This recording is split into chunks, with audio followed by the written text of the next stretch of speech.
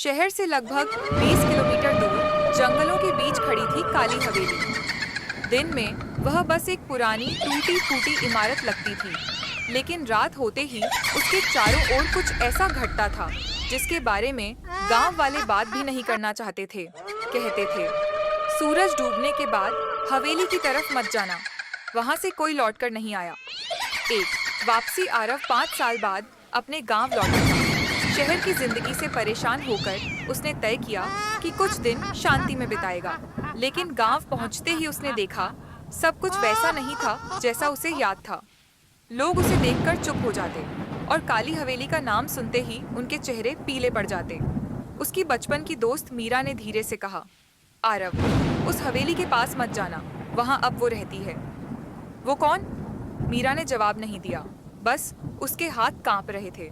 2 पहली ही रात आरव को अजीब सपना आया। उसने देखा हवेली की खिड़की में एक औरत खड़ी है, उसके बाल बिखरे हुए, आंखें पूरी काली और चेहरे पर खून के निशान।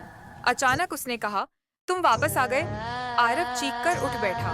कमरे में ठंडी हवा बह रही थी, जबकि खिड़कियां बंद थीं। तभी उसे लगा किसी ने उसका नाम फुसफुसाकर पुकारा। आरव 3 सच्चाई का पता। अगले दिन वह गांव के सबसे बुजुर्ग आदमी ठाकुर जी के पास गया।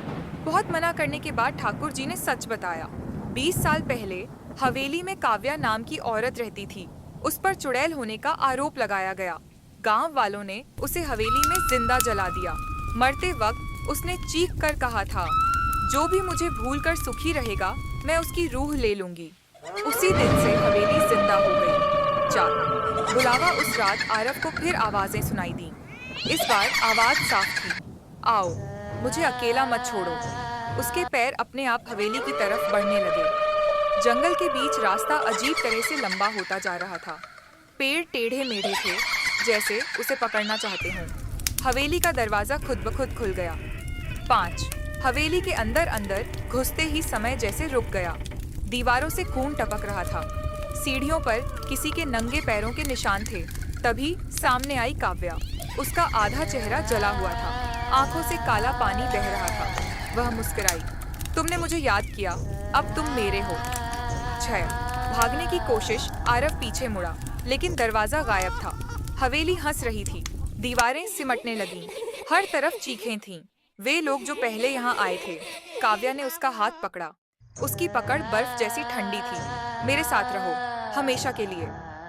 7 अगली सुबह सुबह गांव वालों ने देखा काली हवेली के दरवाजे पर एक नया नाम खुदा हुआ था, आरव। और उसी दिन से गांव में कोई कहता है, रात के सन्नाटे में एक और आवाज भी सुनाई देती है, कोई है, मुझे बाहर निकालो।